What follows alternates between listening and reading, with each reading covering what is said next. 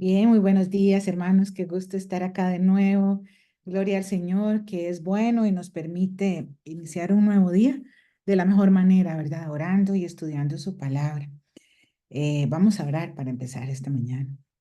Señor, agradecemos por tus bendiciones, por tu amor, tu misericordia, que al estudiar esta mañana tu palabra podamos tener un mensaje de tu parte que nos inspire, que nos haga seguir creciendo, Señor, y que nos acerque más a ti. Acá habrá personas que necesitan una intervención especial esta mañana, Señor. Por favor, escucha nuestras plegarias y ayúdanos para seguir confiando y avanzando en este peregrinaje hasta que tú vengas. Lo oramos en el nombre de Jesús. Amén. Bueno, la historia de esta mañana o el estudio de esta mañana le he titulado Volverás a sonreír. Ah, y dice algo así como que Dios toma tus escombros y vuelve a construir algo hermoso. Es una historia de restauración y reconstrucción.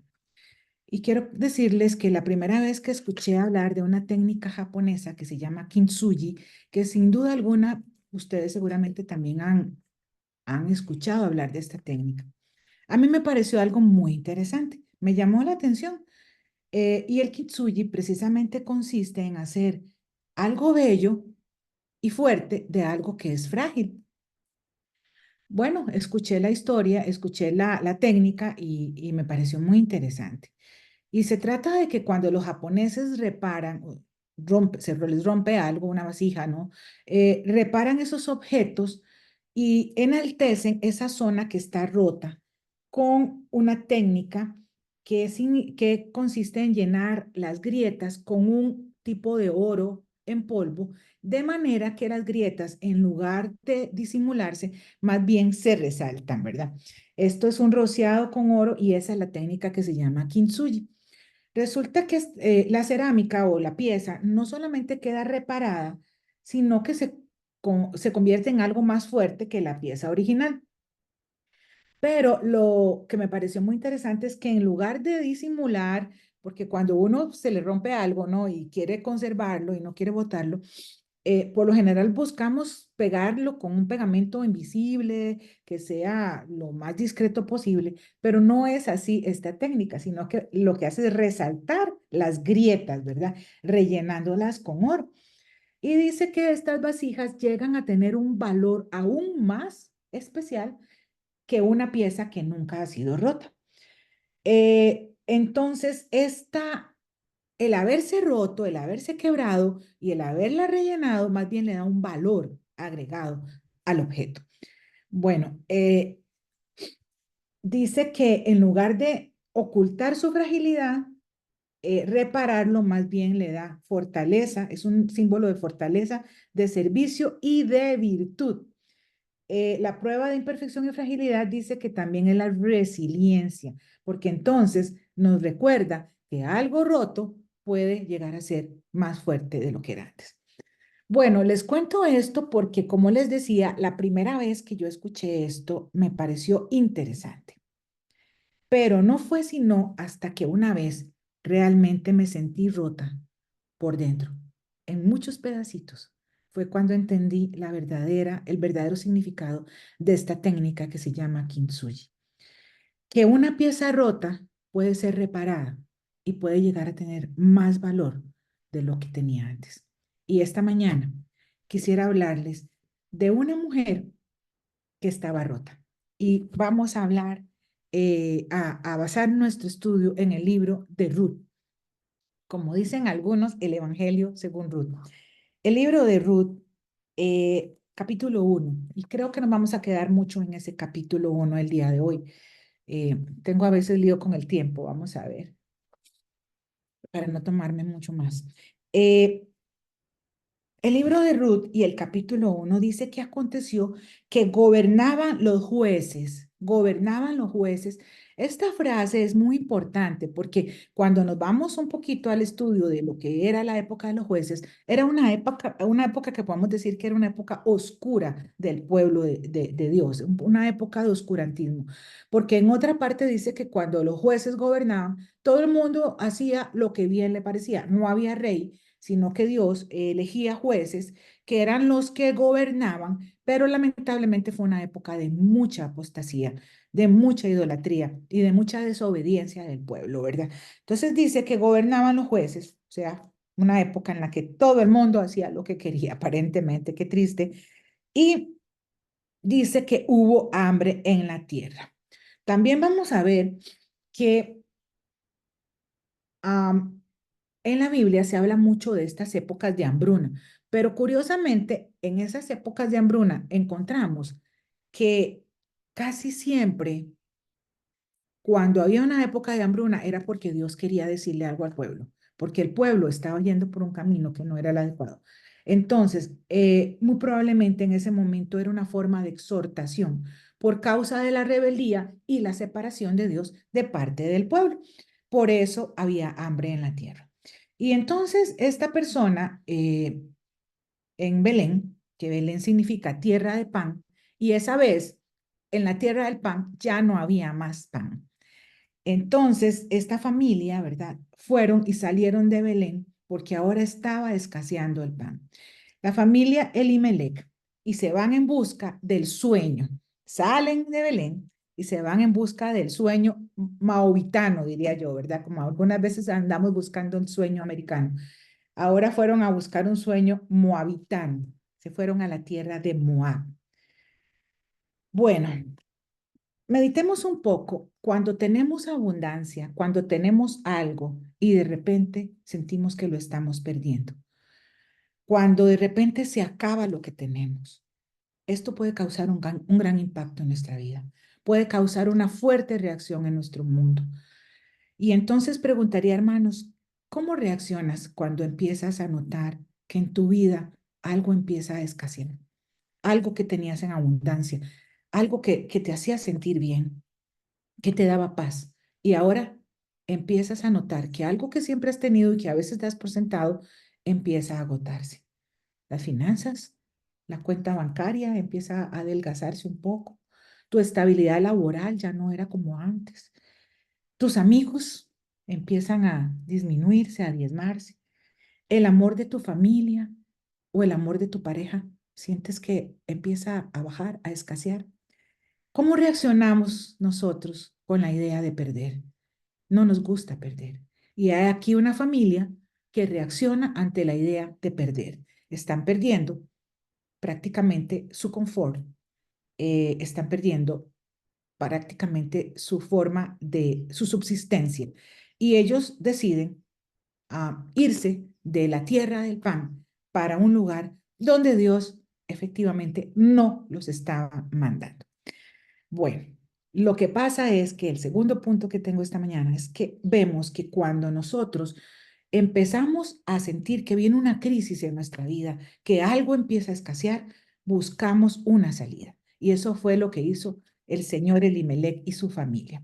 Dijeron, nos vamos de aquí. En el versículo 1 dice entonces que este hombre se fue a vivir a la tierra de los campos de Moab con su mujer y sus dos hijos. Aquel hombre se llamaba Elimelech y su mujer se llamaba Noemí, y los nombres de sus hijos eran Malón y Kelión, y eran efrateos de Belén de Judá. Dijeron todos, bueno, por lo menos decidieron, nos vamos de aquí. La familia Elimelech decide mudarse en busca de soluciones, soluciones humanas. No consultaron a Dios, decidieron, no, aquí es buscando vida, ¿verdad? Y nos vamos de aquí. El esposo se llamaba Elimelech, que significa Dios es mi rey. Y la esposa se llama Dulzura. Nosotros la conocemos como Noemí, pero Noemí significa dulzura. Y entonces Elimelech, Dios es mi rey, y su esposa Dulzura salen de la tierra de Belén con sus dos hijos, Kelión y Malión. Extraño, pero los nombres de sus hijos eran un poco interesantes. Pálido o débil y enfermizo se llamaba el otro. Imagínense los nombres, ¿verdad? No creo que ninguno de ustedes quisiera tener en casa un niñito llamado pálido o débil y el otro llamado enfermizo. Bueno, eso nos dice también que por qué pudo haber sucedido lo que sucedió más adelante. Todos emigraron a las tierras de Moab y, reitero, sin consultar a Dios. Porque huir de las circunstancias que estamos enfrentando a veces parece ser lo más fácil. Buscar soluciones cortoplacistas parece que es nuestra especialidad. Busquemos cómo resolver esto, aunque después ahí veremos. Y esto fue lo que pasó. Tomaron acciones inmediatas que no siempre nos acercan a la voluntad de Dios. Cuando estamos pasando por una crisis, tenemos dos alternativas.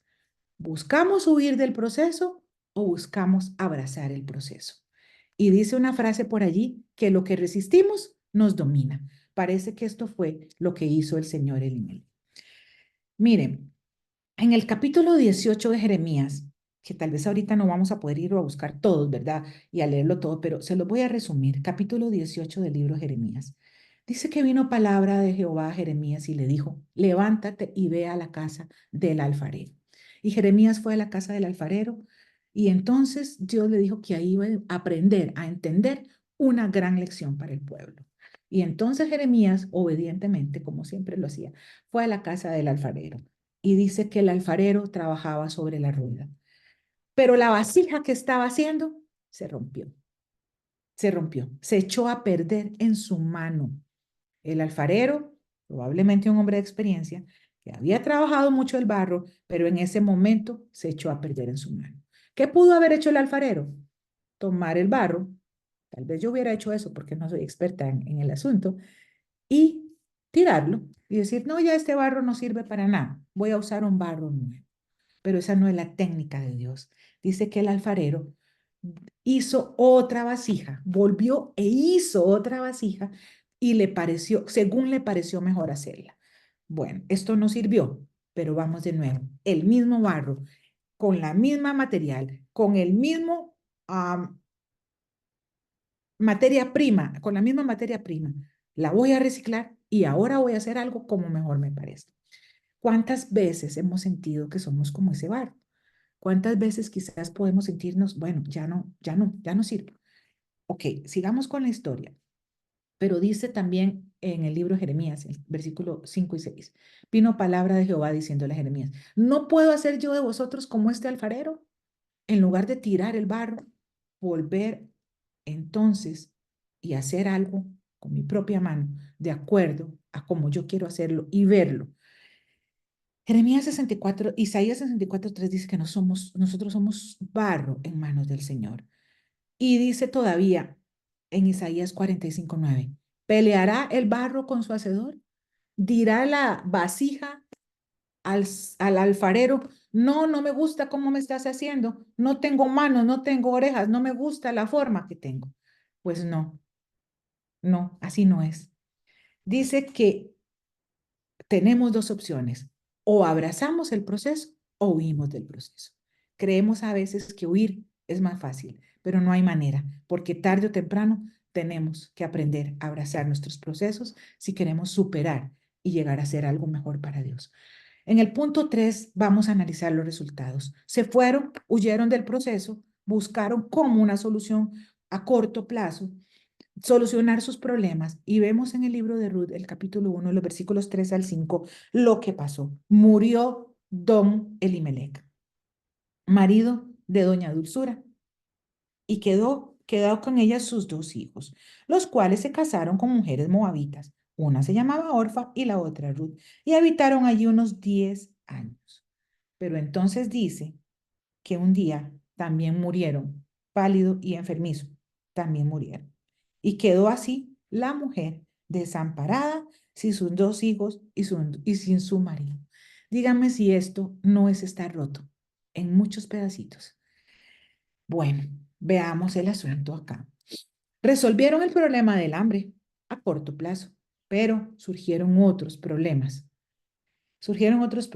Y entonces ahora doña Dulzura es víctima de las circunstancias y probablemente de las decisiones familiares. No tenemos idea de cuánto participó ella o no, pero fue la familia completa para Moab. Probablemente fue don Elimelech el que dijo, nos vamos y todos los demás lo siguieron. O tal vez lo planearon entre los cuatro, no lo sabemos, pero lo que sí sabemos es que las decisiones siempre tienen consecuencias. Y ahora está la señora Dulzura con una situación, enfrentando una situación tan difícil. Pérdida del esposo. Sus hijos se casaron con mujeres moabitas. Esa nunca fue la voluntad de Dios. Am, que las mujeres o que los hombres de Israel se mezclaran con los otros pueblos de esta manera.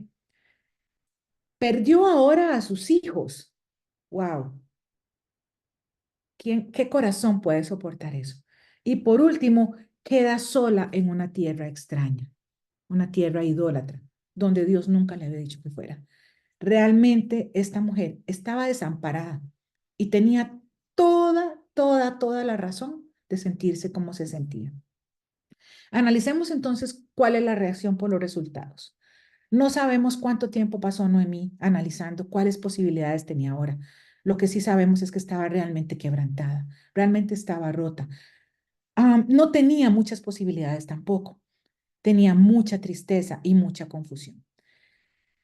Ah, Tal vez ustedes alguna vez, hermanos, como todos, hemos sentido que estamos rotos, que estamos perdidos, que ya no hay nada más que hacer y que ya no hay mañana para nosotros. Ya no tenemos futuro, ya no sabríamos cómo juntar todos esos pedacitos y hacer algo con eso.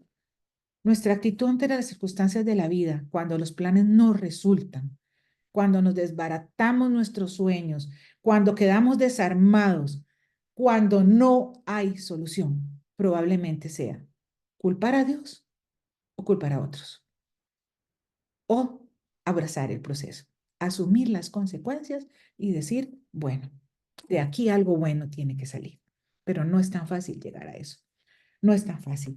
Dice Ruth 1:6 que entonces Noemí se puso en marcha, regresar. A veces no es fácil mirar en un, a veces no es fácil reconocer que nos equivocamos. Noemí se puso en marcha y regresó de los campos de Moab porque oyó que Jehová había visitado a su pueblo para darle pan, porque Jehová no se olvida de su pueblo, porque Jehová a veces tiene que volver el rostro, porque es lo que nosotros buscamos, pero no se olvida de nosotros. Y Jehová había visitado a su pueblo para volverle a dar pan. Volver a empezar. Volver a empezar nunca es fácil. Es un proceso doloroso. Es reconocer que nos equivocamos, es reconocer que no hicimos algo bien, pero Dios siempre nos da la oportunidad de volver a empezar. Regresar para Noemí significaba muchas cosas. Reconocer que no había hecho lo correcto, aceptar que se había equivocado y lo que es muy doloroso para nosotros, los seres humanos, aceptar nuestra vulnerabilidad, reconocer que no tenemos el control de todo. Y allí estaba Noemí y dice el versículo 6, se puso en marcha porque no podía quedarse quieta, porque si quería seguir adelante, porque si quería continuar con su vida rota, despedazada, partida en mil pedazos, tenía que ponerse en marcha. Y esa es la actitud que debemos tomar, aunque no sabemos cómo y ni de qué manera lo vamos a hacer. Noemí se puso en marcha y sus dos nueras venían con ella, regresando de los campos de Moab, porque entonces sabía que Dios había visitado su pueblo. Noemí quizás tuvo que soportar la burla de las personas que la vieron llegar y probablemente le decía, ay, ¿cómo te fue, dulzura? ¿Cómo estás? ¿No es esta la mujer dulce que nosotros conocimos? Ay, ¿cómo le fue con su sueño americano? Viene con muchas cosas. No faltaría quien haga preguntas imprudentes. Bueno, ¿cómo usted fue por allá? ¿Qué lograste? Pero entonces Noemí, en el versículo 20, cuando ya había hablado con sus nueras y las estaba tratando de disuadir para que regresaran, pero seguimos en el versículo 20 y Noemí dice, ya no me llamen dulzura, ya no soy digna de llevar ese nombre, yo ya no soy una persona dulce, ahora me llamo amarga. Ahora me llamo Amargura y puso su camiseta que decía, soy amarga, soy amargada, estoy amargada. Ya no soy la mujer dulce que ustedes conocieron, porque Dios me abandonó, porque Dios me dejó en visto. Algunas veces nos hemos sentido así, ¿no es cierto? Sentimos que ya Dios no nos escuchó más. Y dijo algo, una declaración que qué dura esta declaración tuvo que haber sido para ella. Me fui llena. Entonces, ¿por qué te fuiste? ¿Por qué te fuiste si estabas lleno? Si tenías lo que necesitabas, si lo que ocupabas era seguir confiando un poco en Dios, de que Dios tenía el control de tu vida. ¿Por qué te fuiste, Noemí? Me fui llena y ahora vuelvo vacía. ¿No le suena una historia conocida en el Nuevo Testamento? Todo lo tenía, pero lo dejé para ir en busca de lo que ya tenía y lo perdí todo. Sí, la historia del hijo pródigo. Y Noemí dijo, lo tenía todo y ahora vengo vacía. Es muy difícil, no, más bien resulta muy fácil juzgar la declaración de esta mujer y decir, Dios me abandonó, am, ya no soy feliz, soy una persona amargada porque Dios no me ha escuchado más y me dejó por aquí en visto. Es muy difícil imaginar que uno pueda llegar a ese momento de nuestra vida, pero también es muy fácil juzgar a alguien que está pasando por una situación difícil y cómo reacciona, porque hasta que nosotros pasamos por algo así, podemos realmente juzgar a alguien y la reacción que va a tener cuando está sufriendo. El proceso de recuperación y sanidad siempre empieza cuando nosotros reconocemos nuestras debilidades, nuestra vulnerabilidad y nos arrepentimos de nuestras acciones. A veces luchamos con Dios por tener el control y siempre terminamos lastimándonos nosotros mismos. Pero Dios no forcejea con nosotros. Él simplemente espera a que nosotros le entreguemos el control de nuestra vida para poder empezar a rellenar todas esas partes rotas. Hebreos 12:15 dice, no, que ninguno deje de alcanzar la gracia de Dios y que brotando alguna raíz de amargura nos estorbe, porque eso llega a contaminar a muchos. Ustedes lo pueden buscar luego. Hermanos, no permitamos que la raíz de amargura crezca en nuestros corazones, porque eso contamina todo nuestro ambiente. Nelson Mandela, creo que ustedes también han escuchado hablar mucho de él, quien fue ese, presidente de Sudáfrica, y después de haber estado por más de 25 años en prisión por una causa noble y justa,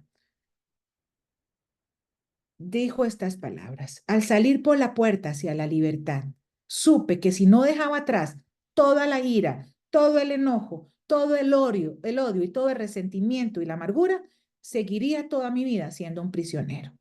Si hemos estado en el espacio y en la habitación de la amargura, si hemos dejado que crezca en nuestro corazón, es hora de erradicarla, porque seguiremos siendo prisioneros.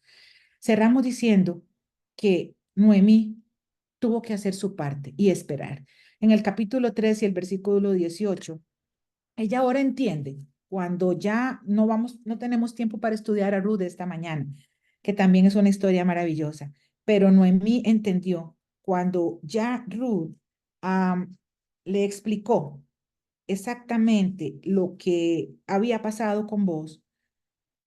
um, Noemí dice, espérate, hija mía, hasta que sepas cómo se resuelve esto. Y a veces tenemos que esperar para ver cómo Dios va a resolver el lío en que nosotros mismos nos metimos.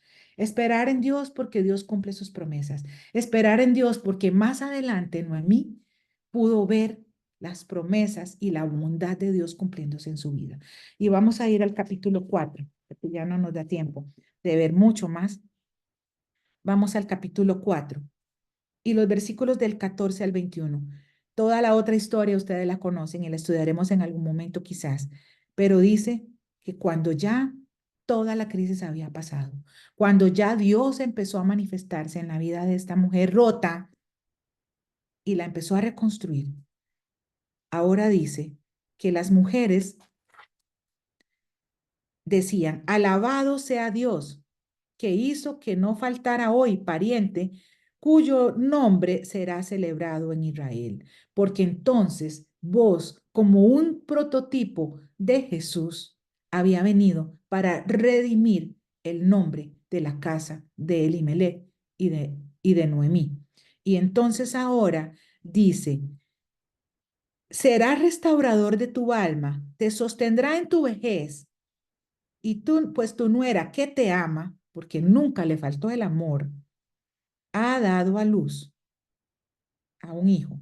y ella es de más valor para ti que 7 hijos. Wow. Tomando Noemí al niño, lo puso en su regazo y lo crió. Dios le dio a Noemí lo que más anhelaba, pero no solo se quedó allí, porque el nombre de ese niño, que era Obed, fue el padre de Isaí, que fue padre de David, y de esas generaciones vendría el Redentor, el Mesías, el Hijo de la promesa, el Hijo del linaje de Abraham, que salvaría al mundo. ¿Restauró o no restauró Dios a esta mujer rota? Dice, tomando Noemí al niño, lo puso en su regazo. Y las vecinas le pusieron ese nombre y dijeron, le ha nacido a Noemí un hijo. Dios definitivamente sana a los quebrantados de corazón y venda sus heridas. Dios puede tomar esos pedazos rotos, rotos, en unas piezas tan pequeñas que ya puedes creer que no hay solución. Pero Dios es el Dios que restaura y reconstruye. Si hemos sentido o si estamos siendo quebrantados en esta etapa de nuestra vida, Dios va a rellenar todos esos espacios, los está rellenando con ese oro puro que solamente Él tiene. Él va a rellenar o está rellenando ya nuestras grietas. Solamente dile, Señor, toma esta vasija rota y haz de ella una obra de arte como solamente tú puedes hacerlo. Un vaso para tu gloria y tu honra.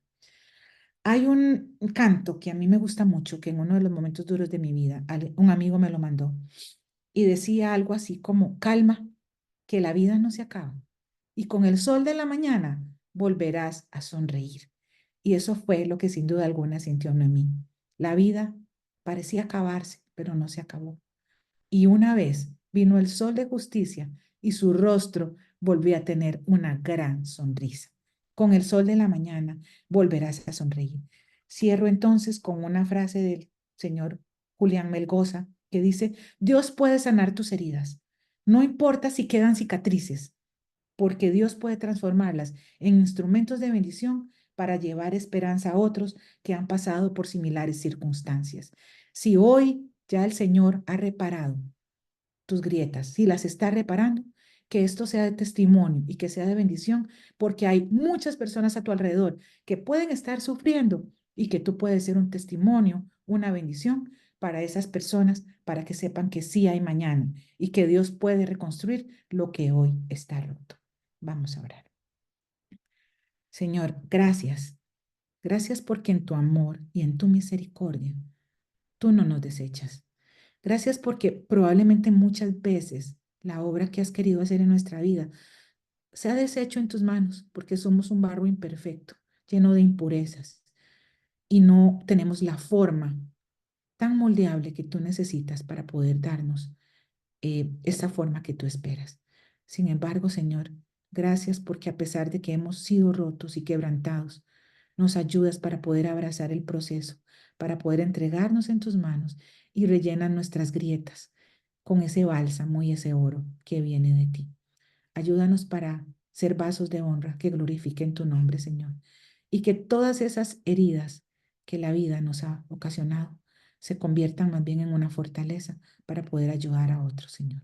Que tu amor nunca, nunca, nunca se separe de nosotros y que podamos ser un testimonio para quienes sufren. Gracias, Padre, por lo que has hecho y seguirás haciendo en nuestra vida. En el nombre de Jesús oramos. Amén.